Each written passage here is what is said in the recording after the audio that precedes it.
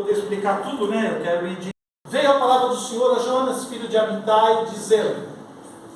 Quando ele cita assim, filho de Amitai, é porque ele está dizendo onde é que ele mora.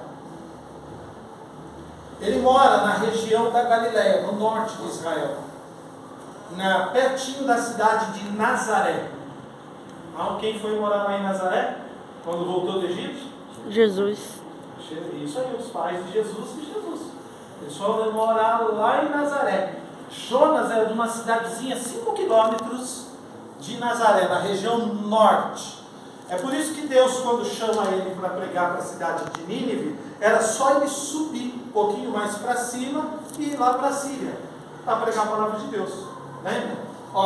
Filho de Amitai dizendo, levanta-te, vai à grande cidade de Nínive, sobe, vai lá para o norte agora, você está no norte de Israel, sai dos seus termos, tá bom? E vai lá para a Síria, vai à grande cidade de Nínive, clama contra ela, porque a sua malícia subiu até mim. Você vai pregar para essa cidade.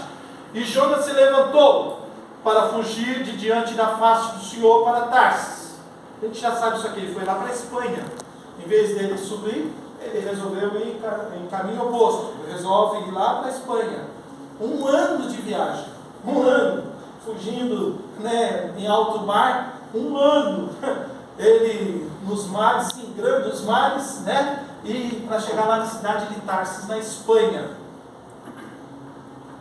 E descendo a Jope, que hoje é a Palestina, se você vê o mapa de Israel, tem lá um cantinho aqui a Palestina, ele desce lá para essa cidade, a cidade de Jope é a cidade dos filisteus, e ele vai descer lá para esse local aí, onde tinha um porto. Desceu para Jope, achou um navio que ia para Tarsis, pagou, pois, a sua passagem e desceu para dentro dele, para ir com eles para Tarsis, de diante da face do Senhor. Quando você está fora da vontade de Deus, você gasta dinheiro, você está vendo? Desnecessariamente.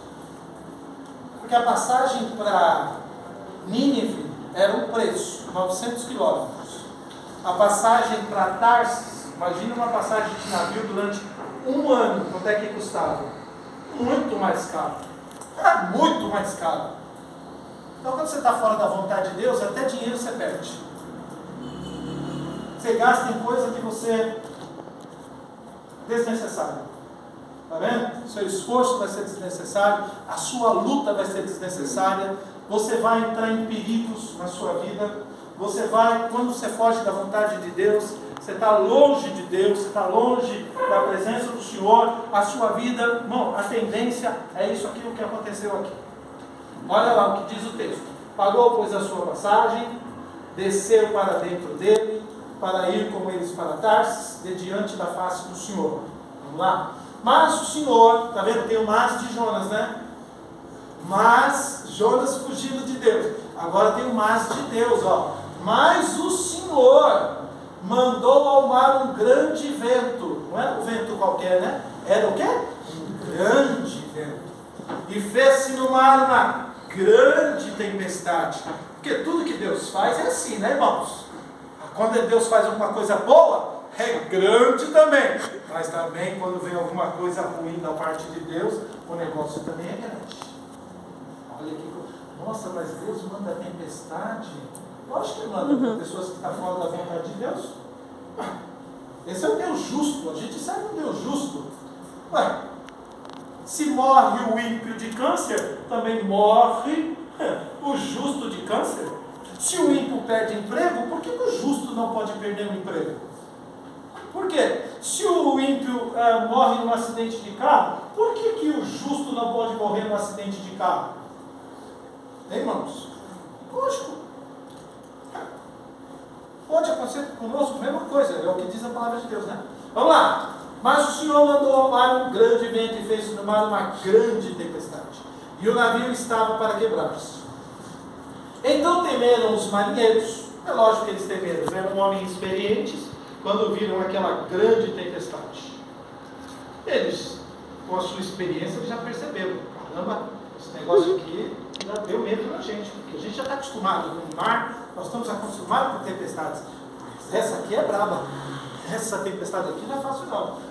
E clamava cada um ao seu Deus. Então, nessa hora, irmãos, cada um, né, ora para quem pode e pede oração para todo mundo.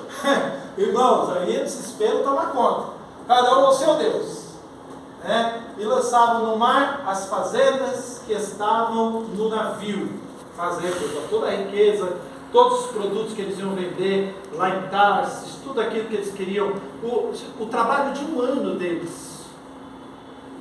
Irmãos, o trabalho de um ano que eles iam, a mercadoria que eles iam vender lá, irmãos, nesse um ano que eles iam chegar lá, o trabalho de um ano, eles estão jogando fora aqui agora. As fazendas que estavam no navio para aliviarem do seu peso. Jonas, porém, desceu aos lugares do porão e se deitou, e dormia um profundo sono. Aí, o mestre do navio chegou-se a ele e disse-lhe: que tens, dormente? Levanta-te e invoca o teu Deus. Talvez assim Deus se lembre de nós, para que não pereçamos. E dizia cada um ao seu companheiro: vinde, lancemos sortes, para que saibamos por que causa nos sobreveio este mal. Os marinheiros entenderam que aquela tempestade não era normal. Aquela tempestade não era comum, porque eles já estavam acostumados com tempestade. Eles estavam acostumados, então eles começaram a pensar: deve ter alguma coisa aqui, deve ter alguém aqui que pisou na bola com o seu Deus. Aí lançaram sorte, né? Aí a Bíblia diz que lançaram sortes, e a sorte caiu sobre Jonas. Aí entrou Deus no circuito, né? Tem hora que Deus entra no jogo, você viu aí? Deus entrou no jogo de dados deles aqui, Deus entrou no jogo. Falou: eles vão lançar sorte, então deixa eu mexer os dados aqui. Vai cair no Jonas. Porque Deus faz assim, irmão. Ele traz a baila. Você sabe que crente não sabe esconder o seu pecado, né, irmãos? Nem tem como esconder, né? Não, e crente não sabe esconder mesmo. Lembra quando Moisés matou o egípcio? O que foi que ele fez? Ele enterrou na areia. No dia seguinte, ele voltou para o mesmo lugar, Josias, e tinham 2 hebreus que estavam brigando. Aí ele foi apartar a briga dos 2. Aí os 2 hebreus falaram o seguinte: você quer fazer com a gente o que você fez com o egípcio ontem? Ué, mas ele não tinha escondido o cara na areia? Ele não tinha enterrado o egípcio ontem? Mas a areia, passou um vento, levou a areia e o corpo apareceu. Está vendo? O crente não sabe nem esconder. O crente não sabe esconder. De vez em quando a gente mente para a mulher fala o seguinte: você está enganando, né? Enganando até Deus. Eles disseram: declara-nos tu agora por que razão nos sobreveio este mal. A sorte caiu sobre ele, aí eles foram interpelados. Declara-nos tu. Eu estou fazendo essa enrolação aqui porque, irmãos, hoje a gente pode ir até meia-noite. Eles disseram: declara-nos tu agora por que razão nos sobreveio este mal. Que ocupação é a tua? Qual é a tua profissão? E de onde vens? Qual é a tua terra? E de que povo és tu? Aí ele disse: eu sou hebreu e temo ao Senhor. Não é que ele tem medo de Deus, eu sou adorador do Senhor. Lembra da NVI? Está lá: eu adoro ao Senhor, né? Eu tenho reverência para com Deus, né? Eu tenho, Deus é tudo na minha vida. Ele diz aqui, ele adora a Deus, ele respeita a Deus, a veneração da vida dele é Deus. O Deus do céu, que o Senhor ali, a palavra Yahvé, né? Aquele tetagrama, com as 2 letras que foram embutidas no tetagrama para a gente poder ler. É o Yahvé. Toda vez que você lê o Yahvé na Bíblia, que é o Senhor, que nós estamos lendo no português, vai ser difícil de você encontrar isso. Mas ali é o Deus que fez os céus, que fez o mar e fez a terra. Aí eles temeram. Olha o texto, Então os homens se encheram de grande temor, eles disseram. Por que eles se encheram de temor? Porque o Deus de cada um daqueles marinheiros lá, que eram fenícios, o Deus deles era um Deus territorial. O que é Deus territorial? Por exemplo, se tivesse alguém ali que fosse da Fenícia e tivesse um Deus na Fenícia, o Deus dele só operava ali na Fenícia. Se tivesse alguém ali que fosse da Macedônia, o Deus dele só operava na Macedônia. Se tivesse alguém ali da Espanha, o Deus dele era o Deus só da Espanha. Então ele pensava o seguinte: olha, meu Deus é da Espanha, como meu Deus está irado, eu fujo para a Grécia. Porque lá ele não vai atingir, porque ele é da Espanha. O grego, ele pensava a mesma coisa. Quando meu Deus está irado, eu fujo para a Alemanha, porque lá ele não vai atuar, porque ele só atua aqui na Grécia. Agora, quando ele citou o Deus dele, o meu Deus é o Deus que fez o céu, a terra e o mar. Aí os caras, desse Deus não dá para fugir. Para onde a gente for, esse Deus está. Para onde a gente for, esse é o Deus que a gente serve. Aonde nós formos, Ele está. Se a gente subir ao céu, Ele está, não está? Se a gente fizer na minha cama no Seol, lá no inferno, Deus também está lá, diz a Bíblia. Poxa, como é que Deus está no inferno, pastor? Lógico que está. Ele não está lá, pessoalmente, a justiça dele está lá. É a justiça. A justiça de Deus está lá. Poxa, então não adianta. Onde nós estivermos, nunca é longe demais para Deus nos alcançar. Porque Deus vai chegar aonde nós estamos. Onde nós estivermos. A pessoa está no submundo do crime, a pessoa está no submundo da droga, a pessoa está lá. O que não? Deus está lá. Deus está em todos os lugares. Aí eles temeram. Poxa, não dá para fugir desse Deus, porque esse Deus é tremendo. Por que fizeste tu isto? Pois sabiam os homens que fugia de diante do Senhor, porque Ele lhe tinha declarado lá antes. Quando ele entrou no barco, Sérgio, dá a impressão nesse texto aí que ele já tinha conversado com alguém, Josias.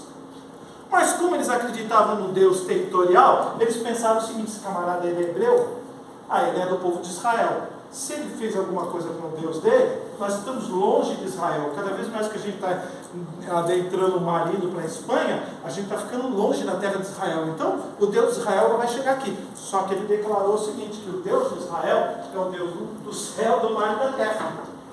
A hora que ele dá essa declaração aqui para eles, aí o temor toma conta do coração deles. Aí sabiam os homens que fugiam diante do Senhor. E disseram: que te faremos nós? Agora vamos lá, começa hoje o meu sermão a partir desse versículo 11. Que te faremos nós, os marinheiros, para que o mar se acalme? Por que o mar se eleva e engrossava cada vez mais? Embora ele estivesse já declarado quem ele era, embora ele tivesse falado que Deus era o Deus dele, embora ele tivesse falado que ele era um adorador de Deus, o mar estava se levantando cada vez mais. Deus não aplacou o mar, Deus não aquietou o mar, Deus fez o mar se levantar mais ainda. Pastor, que coisa é essa? Eu estou indo em direção a Deus, eu estou agora buscando a Deus, eu estou lendo a Bíblia, puxa, eu estou vindo na reunião de oração, não é possível um negócio desse, estou cantando aqui na igreja, e o mar está se levantando na minha vida. Irmãos, não, aqui não é uma lâmpada mágica que a gente esfrega, sai um gênio, e a gente faz 3 pedidos para ele, ele atende na hora. Não é assim não, tem um processo, tem um trabalhar de Deus. Nós vamos ver o texto. Por que Deus faz isso? Porque o coração, Deus conhece o coração de Jonas, e Ele está vendo que o coração de Jonas não está mudando, o coração de Jonas não está se quebrantando, ele está um coração endurecido, porque ele está com amargura lá dos ninivitas, ele não quer pregar para os ninivitas, ainda tem uma amargura no coração dele contra aquele povo que é cruel, contra aquele povo que é rude, aquele povo que é violento, e ele não quer pregar para aquele povo lá, porque ele acha que aquele povo não merece a salvação de Deus, não merece. Então, Deus falou o seguinte: eu não preciso continuar trabalhando na vida desse camarada aí. Aí Deus aumenta, olha aqui, Deus aumentou, esforçando-se para, aí eles lhe disseram, aí agora, olha só o que Jonas vai dizer para eles. E eles lhe disseram: levantai-me e lançai-me ao mar, e o mar se aquietará, porque eu sei que por minha causa vos sobreveio esta grande tempestade. Entretanto, os homens remavam, esforçando-se por alcançar a terra, mas não podiam, porquanto o mar se embravecendo cada vez, de novo, terceira vez, cada vez mais contra eles. Interessante, né? Tem hora que a gente está orando por alguém que está passando uma luta, né? E a luta só aumenta na vida dessa pessoa. Caramba, gente está orando e era só tribulação, o negócio está ficando pior, o negócio está aumentando, o negócio está ficando pior. Olha, não tem jeito. Não tem jeito. Eu posso até orar, você pode até orar. Se a pessoa tiver que passar aquilo ali, ela vai passar. Se a pessoa tiver que passar essa tribulação, ela vai passar essa tribulação, essa dificuldade. Então clamaram ao Senhor e disseram: quem que está clamando aqui, gente? Quem que está clamando aqui? Os marinheiros. Os marinheiros agora estão orando. Olha os marinheiros agora ao Senhor. Sabe o que eles estão clamando? Ao Yahvé. Mas cada um não tinha o seu Deus, Sérgio? Cada um tinha o seu Deus com D minúsculo. E agora os marinheiros do barco estão clamando ao Yahvé, que agora, clamaram ao Senhor e disseram: olha que oração que esses homens ímpios fazem agora. Acabaram de se converter. Olha a oração desses homens aqui que se acabaram de converter. Senhor, nós te rogamos. É muita humildade aqui agora, né? Não pereçamos por causa da vida deste homem, e não ponhas sobre nós o sangue inocente, porque tu, Senhor, fizeste como te aprouve. E levantaram Jonas e o lançaram ao mar, e cessou o mar da sua fúria. Vamos para o último lá. Temeram, pois, estes homens ao Senhor com grande temor, e ofereceram sacrifícios ao Senhor e fizeram votos. Amém? O 17, eu não vou terminar o capítulo aqui, porque o 17 fica passando. Eu quero pregar para vocês hoje aqui. Eu dei um tema para nosso sermão de hoje aqui, para você ter aí. Ele vai colocar para a gente lá. Vocês viram, né? O dia que o Nelson fala, é uma luta, né? O dia que vocês não vierem no culto, manda ele. Faz falta. Ser abençoado aí. É uma bênção na nossa vida. Não, eu sei que tem gente aqui que vai me ajudar, lógico. Convertidos ou endurecidos. É sobre isso que eu quero falar com vocês hoje. Dentro desse texto aí, dentro dessa porção, do versículo 11 até o versículo de número 16. Convertidos ou endurecidos. É isso que eu quero falar com vocês nessa noite. Gente, presta atenção aqui agora. No dia 16 de outubro de 1946, 16 de outubro de 1946, um pastor luterano, é que os nomes aqui, eu tenho que ler porque eu não sei ler alemão, né? Eu tenho uma grande dificuldade, né? Harry Jerk. Harry Jerk não era alemão, mas era um pastor luterano dos Estados Unidos, americano. Ele foi visitar os membros de uma pequena congregação em Nuremberg, na Alemanha. E aqueles membros daquela congregação naquele dia, pastor, não eram membros ordinários da igreja. Não eram os membros comuns da sua igreja. Não eram pessoas acostumadas a estar com ele no dia a dia da igreja. Eram homens ali extraordinários. Homens que estavam prestes a serem executados. Por quê? Porque eram homens que tinham cometido os mais inimagináveis crimes. 1946. Esse pastor Jerk, ele vai visitar essa congregação, uma congregação totalmente diferente da dele, mas homens que estavam ali, que iam ser executados logo, iam ser mortos logo. E ele estava lá visitando essa congregação. Aqueles homens ali eram homens que tinham feito crimes horríveis. Um desses homens, a corda foi colocada no seu pescoço. E a última frase, falaram para ele o seguinte: você quer dizer alguma palavra? Você quer dar uma declaração antes de você ser enforcado?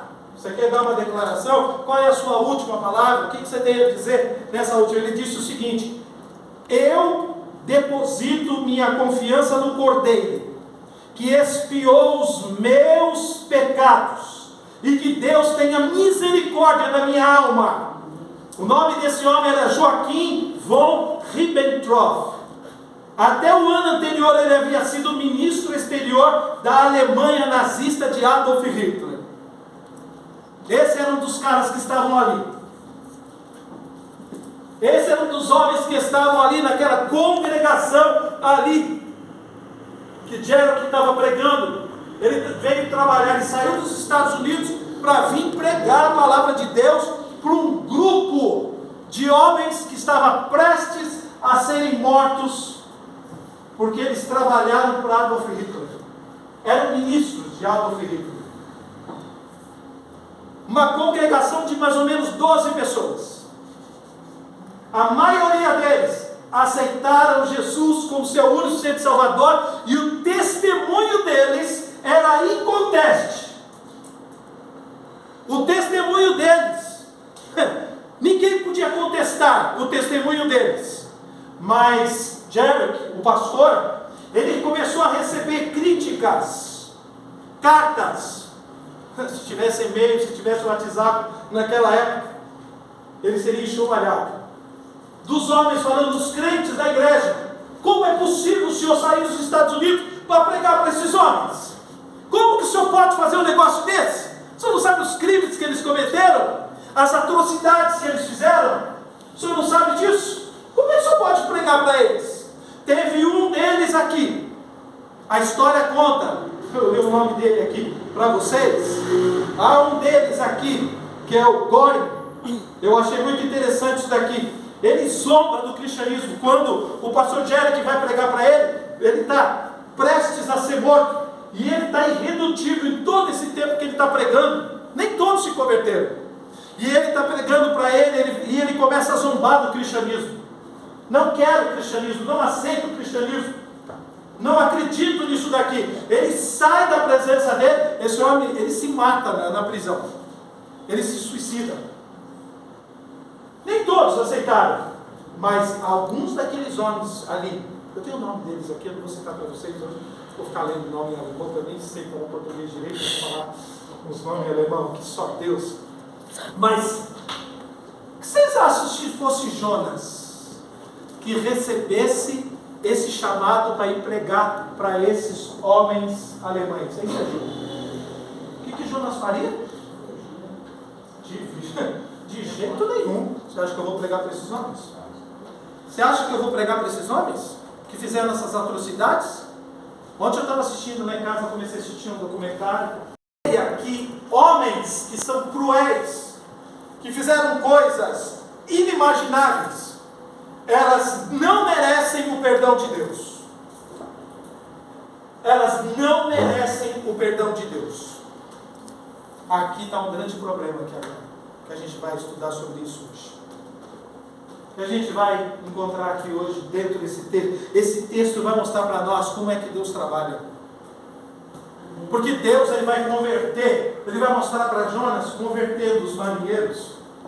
Jonas, mesmo que você não queira pregar para esses marinheiros, mesmo que você não queira orar por esses marinheiros, mesmo que você não queira fazer nada por esses marinheiros, mesmo que você não ore para mim, atenuar a tempestade, não acontecer nada com esses marinheiros que estão fazendo aqui, eu vou salvar esses homens aqui, para mostrar para você que quando eu quero salvar alguém, Jonas, até no meio da tempestade eu salvo. Até no meio da sua desobediência, olha que coisa séria, até no meio da minha desobediência, da sua desobediência, até no meio da minha incredulidade, da sua incredulidade, Deus quer salvar as vidas e Ele vai salvar. E Ele começa a mostrar isso para Jonas, que Ele vai salvar os marinheiros. Vocês viram do texto? Vocês viram do texto? Os marinheiros se convertem. Muitos teólogos, você vai ler, muitos teólogos, e eu comecei a ler diversos teólogos aí, alguns deles, eles são contra, eles não acreditam que eles podiam ter se convertido. Mas eu, quando eu leio esse texto aqui, alguns teólogos já são favoráveis à conversão desses marinheiros só pela leitura do texto sagrado, porque ninguém podia fazer uma oração que eles fizeram, ninguém podia ter as atitudes que esses homens tiveram em relação a Jonas. Nós lemos o texto e talvez você não enxergou algumas coisas que esses homens fizeram em relação a Jonas. E eu vou mostrar aqui agora. Você vai falar o seguinte: não é possível, a gente acabou de ler o texto e não enxergou. A gente acabou de ler o texto e a gente não viu isso daqui do texto. Mas é para isso que Deus chamou a gente, né? Abre o teu olho aí, a palavra de Deus aqui nesta noite. Vamos lá, a palavra do Senhor. Deus vai mostrar coisas para nós extraordinárias dentro desse texto aqui. Então, tá bom? A exposição de hoje mostra como Deus busca os pecadores, como o pior dos homens pode se converter. Mas a ironia também